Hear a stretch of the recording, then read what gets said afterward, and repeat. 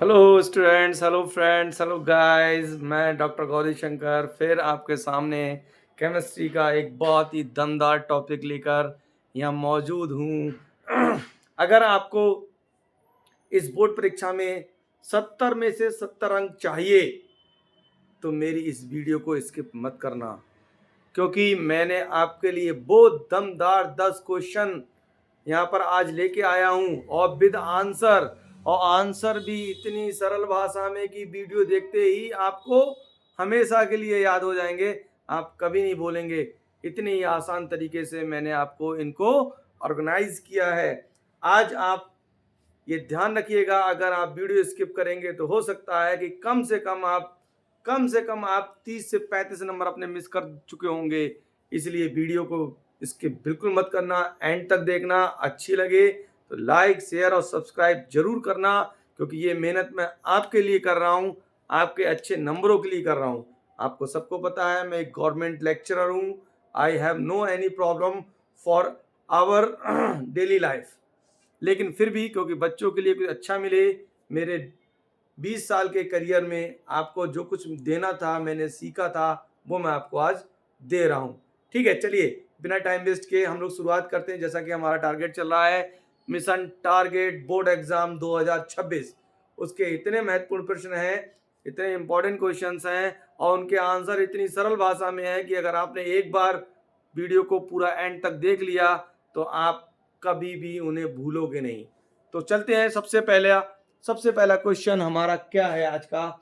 सबसे पहला क्वेश्चन बहुत ही इंपॉर्टेंट और कई बार बोर्ड में आया हुआ है। और हाँ, एक बात याद रखिएगा, मैंने जैसा कि आपसे कहा था कि लास्ट के जो हमारे 3 क्वेश्चन या 4 क्वेश्चन रहेंगे, वो ये जानिए, वीडियो के लास्ट के 4 क्वेश्चन 101% एग्जाम में रखे होने की संभावना ही नहीं, मुझे पूरा विश्वास है कि आएंगे। इसलिए वीडियो को बिल्कुल स्किप ना करें, लास्ट तक देखें। चलिए हम लोग आते हैं पहले क्वेश्चन पे। पहला क्वेश्चन है, फराडे का प्रथम नियम क्या है? फराडे का प्रथम नियम क्या है? बहुत ही सिंपल भाषा में मैंने समझाया है कि इलेक्ट्रोड पर जमा पदार्थ का द्रव्यमान प्रवाहित विद्युत धारा की मात्रा के समानुपाती होता है। यानी इलेक्ट्रोड पर जितना जमा पदार्थ होगा वो किसके समानुपाती होगा? विद्युत धारा की मात्रा के समानुपाती होगा। यानी m पदार्थ की मात्रा, q विद्युत धारा कितनी प्रवाहित हमने की, ये इस पे डिपेंड करेगा। तो q बराबर, क्योंकि हम जानते हैं I इंटू टी होता है, जब समानुपाती का चिन्ह लगाए हटाएंगे तो यहाँ पर बेटा z एक स्थिरांक आ जाएगा और ये I इंटू टी ये बन जाएगा m बराबर z into I T. z यहाँ पे क्या है? एक स्थिरांक है, एक नेतांक है, जिसे हम बोलते हैं विद्युत रासायनिक तुल्यांक। ठीक है, ये क्वेश्चन हमारा हो गया बड़ा आसान। जमा पदार्थ किस पर निर्भर करता है? प्रवाहित विद्युत धारा की मात्रा पर। बस, बहुत सिंपल लैंग्वेज। अब एक क्वेश्चन बड़ा आता है कि हम किसी भी सेल का ईएमएफ की गणना कैसे कर सकते हैं, ईएमएफ कैसे कैलकुलेट कर सकते हैं। ईएमएफ मतलब होता है इलेक्ट्रोमोटिव फोर्स। तो इलेक्ट्रोमोटिव जो फोर्स है उसकी गणना हम कैसे कर सकते हैं, इसके लिए मैंने आपको बहुत ही बेहतर तरीके से यहाँ पे समझाया है कि सेल के ईएमएफ की गणना कैसे करते हैं। तो ई नॉट सेल, ई नॉट का मतलब होता है आपका कोई मानक अवस्था होती है। मानक, तो यहाँ पे कहेंगे मानक इलेक्ट्रोड विभव सेल का अगर हमें निकालना हो या ईएमएफ निकालना हो तो कैसे निकालेंगे? इसके लिए E naught cathode minus E naught anode, यानी कैथोड के मानक इलेक्ट्रोड विभव को एनोड में से माइनस कर देंगे, सब्सट्रैक्ट कर देंगे, तो हमारे पास ई नॉट सेल आ जाता है। अगला क्वेश्चन बहुत ही महत्वपूर्ण है, बहुत ही इंपॉर्टेंट है, बहुत ही शॉर्ट में, बहुत सरल भाषा में मैंने आपको सिखा रहा हूं। शून्य कोटि अभिक्रिया के अर्धायु काल सूत्र को बताइए। तो शून्य कोटि अभिक्रिया के लिए जो अर्धायु काल का सूत्र होता है वो बहुत ही आसान है, वो है T naught equal to A naught upon 2k। अर्थात बेटा क्या हो गया, टी हाफ क्या है? टी हाफ क्या है? शून्य कोटि की अर्धायु काल, और इसका जो है E naught upon 2k। A naught यहाँ पे जो दिख रहा है आपको, जो ए नॉट आपको दिख रहा है स्क्वायर ब्रैकेट में, इसको बोलते हैं सक्रिय द्रव्यमान और प्रारंभिक अवस्था का। यानी किसी भी अभिकारक की प्रारंभिक अवस्था का सक्रिय द्रव्यमान बटे 2k। के क्या है? वेग स्थिरांक। वेग स्थिरांक के दुगने के भाग के बराबर होता है। अब बात आती है, तो सूत्र हो गया सर। तो एक बात याद रखिएगा, शून्य कोटि अभिक्रिया की जो अर्धायु काल होती है, अर्धायु काल जो होता है वो सांद्रता पर निर्भर करता है। अगर हम ये एक ही मात्रा बढ़ाएंगे तो ये बेटा टी हाफ भी बढ़ जाता है।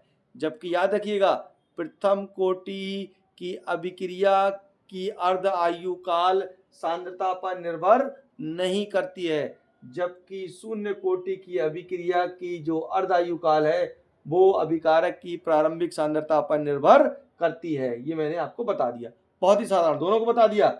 ये सांद्रता पे निर्भर करेगी, वो सांद्रता पे प्रथम कोटि की निर्भर नहीं करती है। अब आता है कि सेल अभिक्रिया। हम सेल लेते हैं, सेल में अभिक्रियाएं होती हैं ऑक्सीकरण ऑप्शन की। तो कब अभिक्रिया अपने आप होने लगेगी और कब अभिक्रिया अपने आप नहीं होगी? तो अभिक्रिया स्वतः होती है किसी भी सेल में, तो उसके लिए हमें कैसे पता चलेगा? तो उसके लिए कुछ कंडीशंस होती हैं, कुछ स्थितियां होती हैं। उन स्थितियों में ये रिएक्शन जो होती है वो स्वतः अपने आप होती है।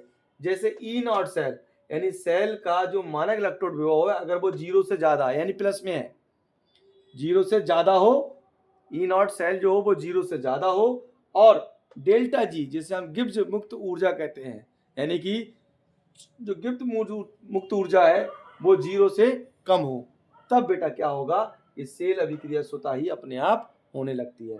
अर्थात ई नॉट सेल ग्रेटर देन 0 और delta G not less than 0, यानी ये माइनस में होना चाहिए डेल्टा जी, और ये ई नॉट पॉजिटिव होना चाहिए, तभी बेटा ये सेल अभिक्रिया स्वतः होती है। अब बच्चों अगली बात आती है कि अगली बात जो हम बताने जा रहे हैं वो ये है कि अणुसंघ गुणधर्म क्या है। अणुसंघ गुणधर्म बहुत ही इंपॉर्टेंट क्वेश्चन है, बोर्ड में पता नहीं कितने बार पूछा गया है, ये आपको पता होना चाहिए।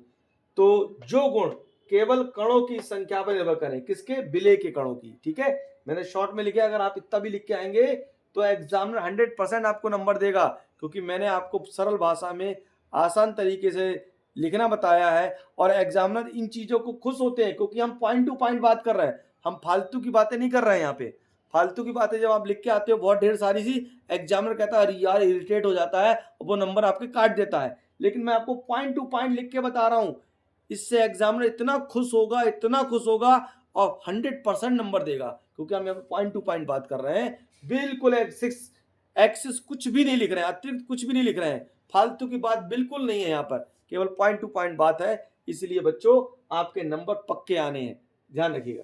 अणुसंघ गुणधर्म क्या है? जो गुण केवल कणों की संख्या पर निर्भर करते हैं, प्रकृति पर निर्भर नहीं करते। यानी जो गुण केवल कणों की संख्या, यानी विलेय के कितने कण विलयन में घुले हुए हैं, और जो विलेय है उसकी नेचर क्या है कि वो बेटा यूरिया है, ग्लूकोज है, या कुछ और है, इससे मतलब नहीं है। मतलब ये उसके कण कितने हैं इस पर निर्भर करता है, वो कहलाते हैं अणुसंघ गुणधर्म। अब ये 4 होते हैं: परासरण दाब, क्वथनांक उन्नयन, हिमांक अवनमन और आपेक्षिक वाष्प दाब अवनमन, ये 4 होते हैं। अब बात आती है कि इसमें सबसे अच्छा अणुसंघ गुणधर्म कौन सा माना जाता है? तो बेटा वो परासरण दाब है जो सबसे अच्छा अणुसंघ गुणधर्म माना जाता है। अब आते हैं अपने अगले क्वेश्चन पे। अगला क्वेश्चन है हमारा क्वेश्चन नंबर 6। ये है वेग स्थिरांक क्या है। बहुत ही इंपॉर्टेंट क्वेश्चन है, और बहुत ही सरल भाषा में, बहुत ही सिंपल लैंग्वेज में, और बकवास ना लिख के हमने पॉइंट टू पॉइंट बात कर रहे हैं। यहाँ पर कोई फालतू की बकवास नहीं है, केवल यहाँ पर हम पॉइंट टू पॉइंट बात कर रहे हैं। एग्जामिनर इस तरह से अगर आप लिख के आएंगे, एग्जामिनर आपको 100% अंक देगा, काट नहीं सकता, वो भी क्योंकि पॉइंट टू पॉइंट बात हो रही है। यहाँ पे फालतू की बात नहीं है, बोले कॉपी भरिया है, ज्यादा कॉपी भरिया है, कुछ नहीं होता है कॉपी भरने से। पॉइंट टू पॉइंट लिखने से आपको नंबर मिलते हैं, और आपकी क्वालिटी पता चलती है एग्जामिनर को, हाँ यार लड़का बहुत इंटेलिजेंट है, स्टूडेंट बहुत ज्यादा योग्य है, और उसे पूरे नंबर देने चाहिए। इसलिए हम यहाँ पे पॉइंट टू पॉइंट बात कर रहे हैं, फालतू की बातें बिल्कुल नहीं, बकवास बिल्कुल नहीं। ना बकवास लिखेंगे ना बकवास नंबर आएंगे, अच्छा लिखेंगे अच्छे नंबर आएंगे, एग्जामिनर बहुत खुश होता है। चलिए, वेग स्थिरांक क्या है? जब सभी अभिकारकों की सांद्रता, जितने भी अभिकारक हैं उनकी सांद्रता 1 मोल प्रति लीटर हो। बहुत आसान, जब सभी अभिकारकों की सांद्रता 1 मोल प्रति लीटर हो तब अभिक्रिया की दर को वेग स्थिरांक कहते हैं। बहुत आसान, जब सभी अभिकारकों की सांद्रता कितनी हो, 1 मोल प्रति लीटर हो, तब अभिक्रिया की दर क्या कहलाएगी, बोले वेग स्थिरांक। ये है पॉइंट टू पॉइंट लिखने का तरीका। नेक्स्ट क्वेश्चन बहुत ही इंपॉर्टेंट, मैंने बताया था 7, 8, 9, 10 बिल्कुल बैकबोन है इस एग्जाम की, बोर्ड एग्जाम 2026 की, इनको बिल्कुल याद कर लीजिएगा। अभिक्रिया की आणविकता एवं कोटि में अंतर बताइए। देखिए अभिक्रिया की आणविकता और कोटि में अंतर, ये ऐसा कोई साल नहीं है जिस साल ना आती हो, 100% आता है। तो हमने यहाँ पे बहुत ही पॉइंट टू पॉइंट बताने की कोशिश की है। कोशिश क्या की, 100%। ये लिख के आओगे, एक नंबर नहीं कटेगा, एग्जामिनर बहुत हैप्पी होगा, समझेगा बहुत इंटेलिजेंट बच्चा है। इसलिए बच्चों इन्हीं को लिख के आना। आणविकता क्या, अभिक्रिया में भाग लेने वाले कणों की संख्या। कणों की संख्या क्या मतलब, परमाणु, अणु और आयन, कि अभिक्रिया में कितने परमाणु, अणु, आयन भाग ले रहे हैं, उनको हमने क्या कह दिया, कणों की। ऐसे लिख के आएगा, फालतू की बकवास नहीं। अभिक्रिया में भाग लेने वाले कणों की संख्या को आणविकता, और अभिक्रिया की दर समीकरण में, अभिक्रिया की दर समीकरण में अभिकारकों की घातों का योग। अभिक्रिया की दर समीकरण में अभिकारकों की घातों का योग। जब अभिक्रिया की दर समीकरण लिखते हैं तो उसकी जो घात होती है, तो घातों का जब योग कर देते हैं तो वो कोटि कहलाती है। बहुत सिंपल। अगला, सैद्धांतिक रूप से निर्धारण। अगर अभिक्रिया की आणविकता का निर्धारण करना हो, बताना हो, तो कैसे बताएंगे, थ्योरेटिकली बता सकते हैं कि 2 अणु, बोले अभिक्रिया की आणविकता, बोले 2, तो ये सैद्धांतिक रूप से निर्धारित की जा सकती है। लेकिन इसको हम सैद्धांतिक नहीं, प्रायोगिक रूप से ही निर्धारित कर सकते हैं। और अभिक्रिया की आणविकता हमेशा पूर्णांक होती है, 1, 2, 3, कभी भी भिन्न में नहीं होगी, कभी शून्य नहीं होगी। जबकि ये शून्य, भिन्न, पूर्णांक कोई भी अंक हो सकती है। तो बच्चों ये बहुत ही इंपॉर्टेंट क्वेश्चन था, बोर्ड में बिल्कुल ऐसे ही लिख के आना, सरल भाषा में, 100% मार्क्स होंगे। फालतू की बकवास लिखोगे नंबर कट जाएंगे। इसलिए मैं आपको आंसर भी दे रहा हूँ, यूट्यूब पे कोई ऐसा बंदा नहीं होगा इस तरह से आपको दे रहा होगा। वो अलग बात है, क्योंकि मैं नया हूँ, वहां पे आपको बहुत ज्यादा फालतू की बातें मिलेंगी, लेकिन मैं आपको बता रहा हूँ ऐसी पॉइंट टू पॉइंट लिखेंगे, एक भी नंबर नहीं कटेगा आपका, 100% मार्क्स आएंगे। अगला क्वेश्चन आता है कि क्लेटिंग लिगेंड क्या है। क्लेटिंग लिगेंड किसे कहते हैं। बहुत आसान है बच्चों, क्लेटिंग लिगेंड। क्लेटिंग लिगेंड क्या होते हैं, जो एक से अधिक दाता परमाणु से धातु से जोड़ता हो। यानी ऐसा लिगेंड जो एक से अधिक दाता परमाणु से धातु से जुड़ता हो। धातु से लिगेंड जुड़ते हैं, और लिगेंड में दाता परमाणु कितने हैं, बोले 1 से ज्यादा, यानी 2 या 3 है, तो बेटा वो क्या हो जाएगा, वो लिगेंड कहलाएगा क्लेटिंग लिगेंड। यानी जो एक से अधिक दाता परमाणु से धातु से जुड़ता है वह कहलाता है क्लेटिंग लिगेंड। एग्जाम्पल है EDTA। EDTA इसका एग्जाम्पल है, बड़ा ही आसान एग्जाम्पल मैंने आपको बता दिया। और ये तो बहुत ही इंपॉर्टेंट क्वेश्चन है जो अगला मैं बताने जा रहा हूं, और बिल्कुल ऐसे ही लिखिएगा, फालतू के बकवास बिल्कुल मत लिखिएगा, कि आभासी प्रथम कोटि की अभिक्रिया क्या है। आभासी प्रथम कोटि की अभिक्रिया क्या है, तो आभासी प्रथम कोटि की अभिक्रिया, जब उच्च कोटि अभिक्रिया, सुनिएगा बेटा, जब उच्च कोटि अभिक्रिया प्रयोगात्मक रूप से प्रथम कोटि की तरह व्यवहार करे। बहुत आसान, उच्च कोटि की अभिक्रिया प्रयोगात्मक रूप से प्रथम कोटि की तरह व्यवहार करे, तो उसे हम कहते हैं आभासी प्रथम कोटि की अभिक्रिया। जैसे बच्चों यहाँ पर 2 अणु हैं, एक एथिल एसीटेट, उदाहरण है इसका ही, एक एथिल एसीटेट और एक जल का अणु। तो देखने में लग रहा है द्वितीय कोटि की होगी, लेकिन है व्यवहार किसी की तरह कर रही है, प्रथम कोटि की तरह, अर्थात ये अभिक्रिया प्रथम कोटि की है। देखने में आपको द्वितीय कोटि की लग रही है, लेकिन ये है प्रथम कोटि की, इसलिए इसे हम कहते हैं आभासी प्रथम कोटि की अभिक्रिया। अंत में बच्चों बहुत ही आसान बच्चों के लिए, लेकिन बड़ा ही इंपॉर्टेंट, बहुत ही आसान और बच्चों के लिए बड़ा ही इंपॉर्टेंट क्वेश्चन है। ये क्वेश्चन है बेटा आपका कि मोललता को परिभाषित कीजिए। मोललता को हम किस प्रकार से परिभाषित कर सकते हैं। बड़े ही आसान है, मोललता की परिभाषा सबको पता ही होगी कि 1 किलोग्राम विलायक में उपस्थित विलेय के मोलों की संख्या। 1 किलोग्राम विलायक है, उसमें विलेय के मोलों की संख्या क्या कहलाती है, मोललता कहलाती है। मोललता को स्मॉल m से प्रदर्शित करते हैं और इसका सूत्र होता है विलय के मोल बटे विलायक का द्रव्यमान किलोग्राम में। तो बच्चों मैंने आपको 7 से लेकर 10 तक बहुत ही महत्वपूर्ण प्रश्न बताए और इतने इंपॉर्टेंट क्वेश्चंस हैं, ये आपके बोर्ड में 100% आपको मिलेंगे। इसी तरह से बेटे मैं नेक्स्ट अपनी जो वीडियो आएगी उस वीडियो में भी आपको इससे भी जानदार, इससे भी दमदार क्वेश्चन दूंगा। और बच्चों बने रहिएगा मेरी वीडियो के साथ। मैं फालतू की बकवास नहीं करता हूँ, ना ही फालतू की चीजें मैं आपको पेश करता हूँ, लेकिन मैं आपको जो बताता हूँ बहुत सॉलिड बताता हूँ और जो आंसर देता हूँ वो इतने ज्यादा महत्वपूर्ण होते हैं, इतनी सरल भाषा में होते हैं, पॉइंट टू पॉइंट होते हैं, जिनको लिख के आएंगे तो आपका एक भी नंबर मिस नहीं होगा। इसलिए मैं कहता हूं मेरी वीडियो को लास्ट तक देखो, स्किप मत करो। मैं बेटा इतना ज्यादा प्रोफेशनल नहीं हूं कि मैं आपको कहूं कि बेटा मैं ये कर दूंगा वो कर दूंगा, ना, फालतू की बात नहीं।